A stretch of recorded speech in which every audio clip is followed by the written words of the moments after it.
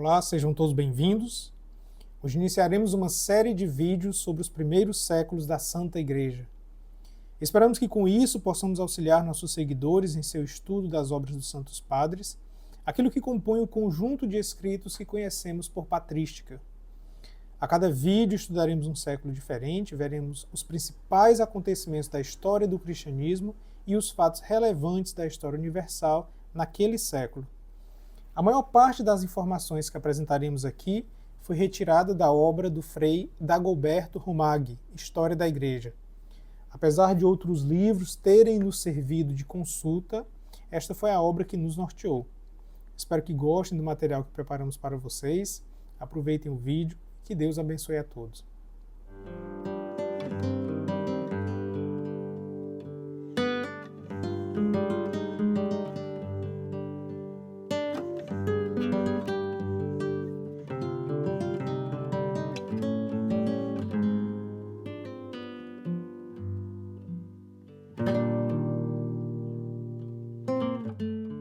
Antes de iniciarmos essa nossa viagem ao longo dos primeiros séculos da Igreja, é preciso falar rapidamente sobre a literatura patrística. Esta literatura está dividida em três grandes áreas. A primeira delas reúne os escritos dos chamados Pais da Igreja, termo esse que foi adotado a partir do Concílio de Nicéia, em 325, e que serve para designar aqueles escritores que se destacaram na transmissão, exposição e defesa da fé cristã. Os pais da Igreja foram testemunhas privilegiadas da tradição viva, ou seja, muitos deles foram instruídos, educados pelos próprios apóstolos. E eles são definidos a partir de 4 critérios. Doutrina ortodoxa, ou seja, a sua teologia como um todo deve estar em acordo com o ensinamento comum da Igreja, o que não significa que não podemos encontrar nesses escritos alguns erros, né?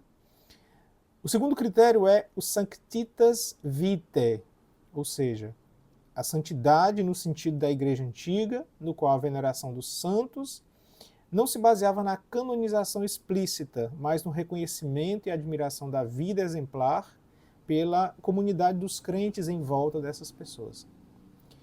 Aprobatio Ecclesiae, o reconhecimento da Igreja, embora não necessariamente explícito, da pessoa e da sua doutrina. E Antiquitas, ou seja, esse escritor precisa pertencer ao período da antiguidade eclesiástica. A segunda dessas áreas é composta de obras dos chamados doutores da Igreja. O conceito de doutor da Igreja está em acordo com o de padre da Igreja, embora não esteja restrito à antiguidade. Assim, esse quarto critério que citamos anteriormente, ou seja, o Antiquitas, é substituído pela notável realização acadêmica. A explícita elevação do padre da Igreja ao status de doutor da Igreja tem como intuito destacar e honrar a sua extraordinária significância como notável preservador e propagador da fé e do ensinamento eclesiástico. Entre os doutores da Igreja podemos encontrar Santo Ambrósio, São Jerônimo, Santo Agostinho e muitos outros. A terceira dessas áreas é composta por obras dos chamados escritores da Igreja. Escritores da Igreja são antigos escritores em que não se encontram um ou mais dos critérios dos padres da Igreja, mas são parte da Igreja Católica. Todos os outros escritores cristãos antigos, apócrifos, trabalhos heréticos, etc., embora não eclesiásticos, são considerados parte do amplo círculo da literatura dos primeiros cristãos, ou do antigo cristianismo.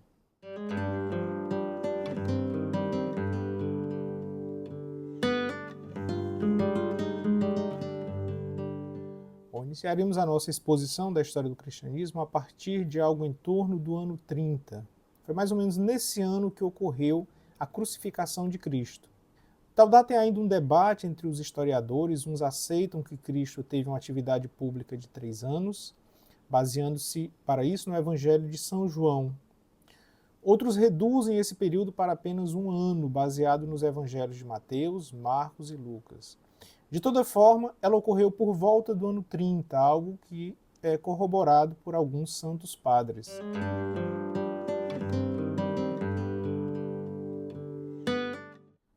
Após a ressurreição, de acordo com o Evangelho de João, os apóstolos se dirigiram para a Galileia, e foi ali que Cristo se manifestou a eles em corpo e espírito. O mesmo aconteceu outras vezes, e durante cada uma dessas vezes que Cristo lhes aparecia, ele lhes instruía a respeito da missão que eles deveriam desempenhar dali em diante. Na última dessas aparições, Cristo subiu ao Monte das Oliveiras, monte situado a leste da cidade antiga de Jerusalém, e ali ele abençoou os apóstolos e ascendeu ao céu. Os apóstolos então voltaram para Jerusalém e, junto com Maria Santíssima, algumas piedosas mulheres e outros discípulos, se mantiveram em oração. Alguns dias depois, sob a liderança de Pedro, decidiram que o apostolado de Judas teria que ser substituído, elegendo então Matias como seu substituto e voltando-se a completar 12 apóstolos.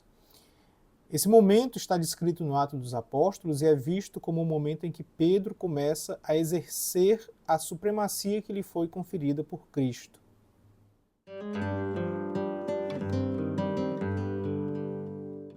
Cinquenta dias após a ressurreição de Cristo, celebrava-se em Jerusalém a festa de Pentecostes. Essa festa era uma antiga festa judaica em agradecimento a Deus pela colheita realizada 50 dias após a Páscoa, ao mesmo tempo em que homenageava a memória do dia em que Moisés recebeu as tábuas da lei, a Torá. Tal festa reunia uma multidão de judeus vindo dos mais diversos países e falando, evidentemente, as mais diversas línguas. E naquele ano, uma grande tempestade caiu de repente. Os apóstolos oravam quando apareceram no ar chamas em formas de línguas de fogo e se posicionaram sobre a cabeça de cada um deles, preenchendo-os assim com o Espírito Santo. Eles foram batizados pelo Espírito Santo. Logo em seguida, São Pedro começou a pregar aos judeus vindo de todos os países e muitas conversões e batismos ocorreram naquele dia, de acordo com o que vemos em Atos dos Apóstolos 2, 1:41. Assim, considera-se o dia de Pentecostes como o início da história da Igreja no sentido próprio da palavra.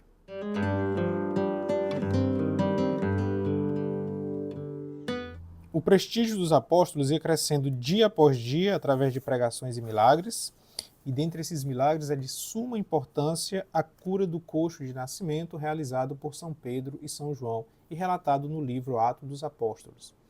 Diante daquele milagre, o povo se reuniu em torno dos dois apóstolos, que naquele dia realizaram algo em torno de 5.000 conversões. Bom, acontece que esses primeiros cristãos eles não se sentiam completamente fora do judaísmo. Havia ali ainda uma certa mistura de cultos entre esses novos convertidos, e além disso, um novo modo de vida se apresentava, baseado na partilha dos bens. Bom, para ajudar com as exigências do seu ministério, os apóstolos elegeram 7 varões, mais tarde chamados de diáconos.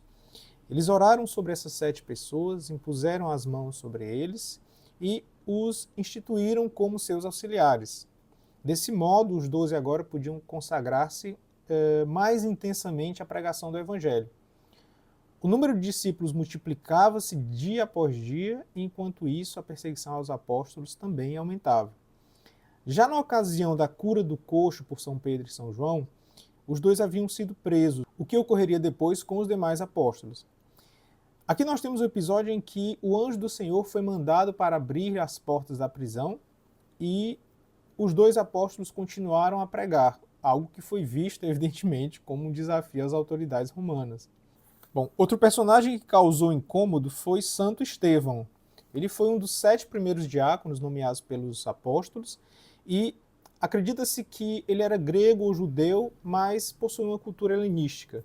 Em algum momento entre os anos de 31 e 36 da era cristã, como descrito no livro Atos dos Apóstolos, ele estava pregando na sinagoga quando os líderes religiosos dali, não conseguindo vencê-lo através do debate, incitaram a multidão a apedrejá-lo.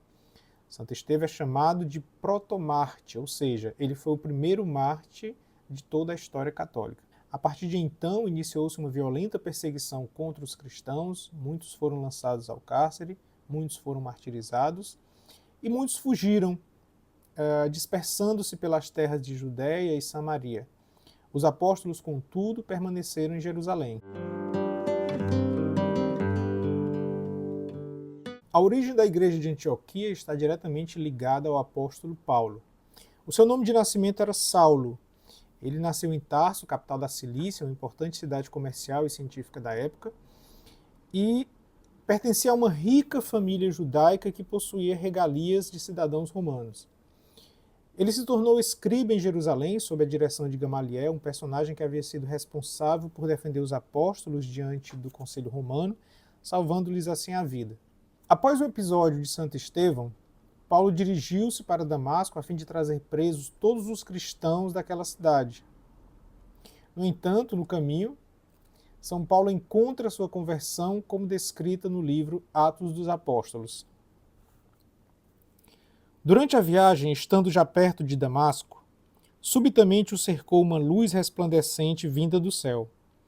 Caindo por terra, ouviu uma voz que lhe dizia: Saulo, Saulo, por que me persegues? Saulo disse: Quem és, Senhor? Respondeu ele: Eu sou Jesus, a quem tu persegues. Duro-te é recalcitar contra o aguilhão. Então, trêmulo e atônito, disse ele: Senhor, que queres que eu faça? Respondeu-lhe o Senhor: Levanta-te, entra na cidade. Aí te será dito o que deves fazer. Os homens que o acompanhavam enchiam-se de espanto, pois ouviam perfeitamente a voz, mas não viam ninguém. Saulo levantou-se do chão. Abrindo, porém, os olhos, não via nada. Tomaram-no pela mão e o introduziram em Damasco, onde esteve 3 dias sem ver, sem comer nem beber. Desde então, o perseguidor dos cristãos se tornou a peça principal nessa expansão do cristianismo a partir de círculos judeu-cristãos em direção a uma universalização. Em Paulo, nós temos as 3 grandes culturas que serviram de berço para o cristianismo. Ele era judeu, romano e helenista. Paulo começou a sofrer então perseguições, fugindo de um lugar para outro, até ser encontrado pelos discípulos em Cesareia, retirando-se dali para Tarso. Em Tarso, São Barnabé, por volta do ano 42, levou-o para Antioquia, para que o ajudasse na missão na capital da Síria. Ao lado de Roma e Alexandria, Antioquia era o 3º centro do Império Romano e foi também o primeiro centro cristão em sua expansão a partir de Jerusalém. Foi justamente ali, em Antioquia, que os recém-convertidos vindo do paganismo foram apelidados pela primeira vez de cristãos. Algum tempo depois, Paulo inicia suas viagens, deixando a igreja de Antioquia nas mãos de profetas e doutores.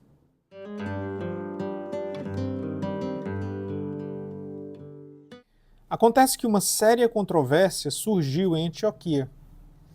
Os povos que seguiam outras religiões e outras práticas culturais eram chamados de gentios. Embora os gentios fossem imediatamente admitidos a entrar na igreja, surgiu a dúvida se esses novos convertidos deveriam ser obrigados a se tornar primeiramente judeus e só depois cristãos. Em especial, questionava-se sobre a circuncisão, algo que era completamente desprezado no mundo helenístico. E a discussão em torno de tal tema levou Paulo e Barnabé a submeter tal questão à igreja-mãe em Jerusalém. Assim, no ano de 50, ocorreu o Concílio dos Apóstolos. Ali, Pedro, João, Tiago Menor, Paulo, Barnabé e toda a Assembleia dos Anciãos decidiram que o responsável pela salvação seria a fé e não a lei. Contudo, para facilitar uma reconciliação entre os cristãos que vieram do paganismo e os cristãos que vieram do judaísmo, São Tiago propôs que aqueles vindo do paganismo observassem alguns preceitos morais e rituais. São eles: abster-se de animais que tenham sido sacrificados aos ídolos, das carnes sufocadas e da fornicação.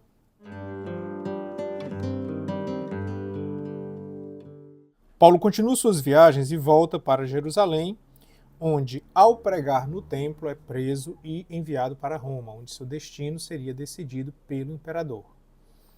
Não se sabe quem havia introduzido o cristianismo em Roma, mas quando São Pedro ali esteve no ano de 42, já existia uma florescente comunidade cristã.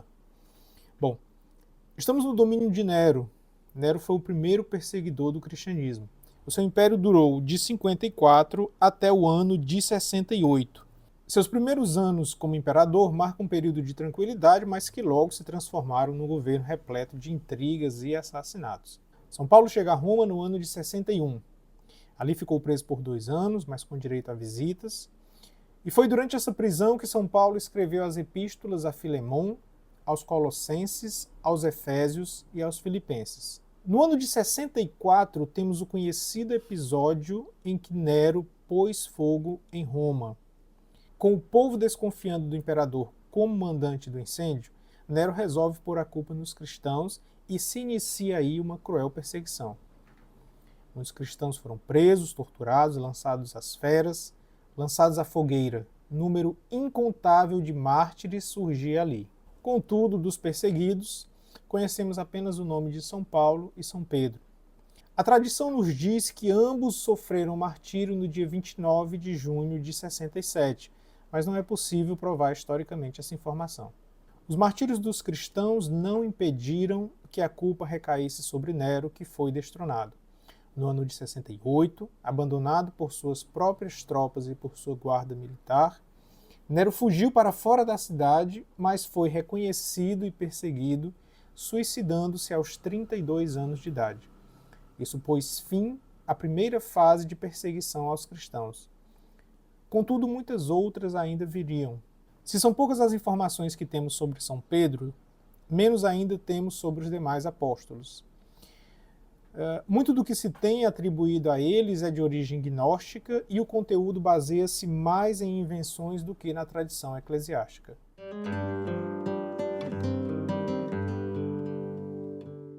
Com o martírio de São Pedro, o bispado de Roma é passado para São Lino, o segundo papa da Igreja Católica. Pouco se sabe de sua vida e a primeira menção sobre ele ocorre 1 século após a sua morte num texto de Santo Irineu. São Jerônimo também o cita como o primeiro após Pedro no comando da Igreja Romana. Provavelmente teria nascido em Tuscia, na Itália. Sua mãe chamava-se Cláudia e seu pai Herculiano. Todos os textos que antes eram atribuídos a Lino, hoje são considerados apócrifos.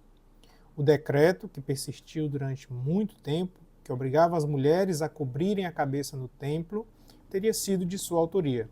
Antes de ser eleito bispo, trabalhava ao lado de São Pedro e teria recebido a missão de pregar na Gália. Ali, São Lino acabou transformando-se em um homem público e exerceu preponderante papel junto à população. Em pouco tempo, tornou-se um líder influente e de grande capacidade intelectual. São Lino empreendeu intenso esforço para afastar o povo da idolatria e da adoração dos deuses. Depois de retornar para Roma, permaneceu ali até ser escolhido o sucessor de Pedro. Foram atribuídos a Lino diversos milagres e curas, dentre as quais a da filha do cônsul Saturnino, considerada endemoniada. E foi justamente Saturnino quem proferiu sua sentença de morte, influenciado por alguns sacerdotes, ordenou a decapitação do santo. Segundo o livro dos Pontífices, São Lino foi enterrado na colina do Vaticano, perto do túmulo de São Pedro. No século VII foi encontrada uma inscrição junto ao confessionário de São Pedro, que provavelmente era o nome de Lino.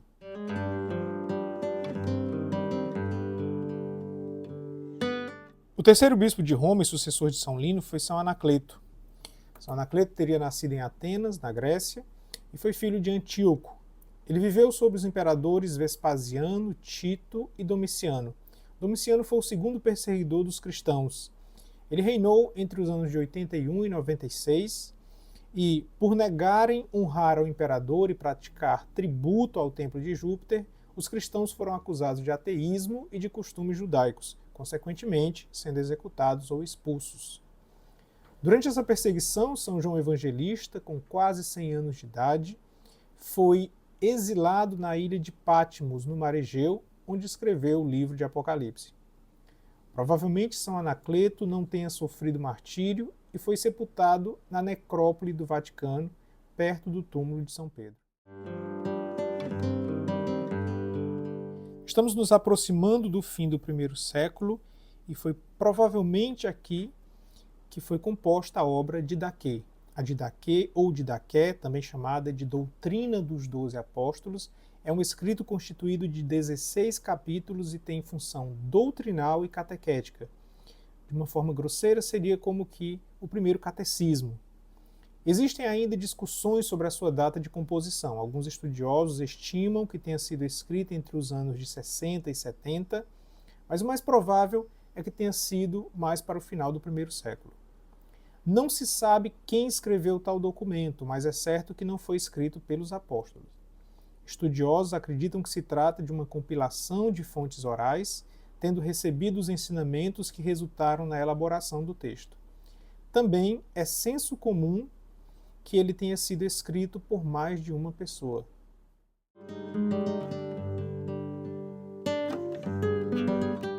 Dada a imprecisão da data de composição da Didaquê, dentro do domínio da patrística, a Carta aos Coríntios é considerada como sendo o segundo documento da literatura cristã. Assim, no final do primeiro século, encontramos este documento que foi escrito por Clemente Romano, primeiro autor a nos ser apresentado no primeiro volume da Patrística. Clemente Romano, ou São Clemente I, foi o quarto Papa da Igreja Católica. Ele nasceu em Roma, nos arredores do Coliseu, de uma família hebraica, e recebeu o batismo diretamente de São Pedro. São Clemente I é considerado o primeiro pai da Igreja e a Carta aos Coríntios é provavelmente, como acabei de dizer, o segundo documento da literatura cristã. A Carta aos Coríntios foi escrita provavelmente entre os anos de 95 e 96 e endereçada à igreja de Corinto, na região do Peloponeso, na Grécia. Nela, São Clemente I busca restabelecer a paz na comunidade de Corinto, onde alguns bispos ou presbíteros haviam sido depostos. Clemente clama pela restauração dos que foram depostos e pelo arrependimento dos faltosos, mantendo assim a ordem e a obediência perante a autoridade da Igreja estabelecida pelos 12 apóstolos. Com Clemente I, concluímos então esse primeiro século da história da Igreja Católica. Aguardo vocês no próximo vídeo. Um grande abraço a todos e que Deus os abençoe.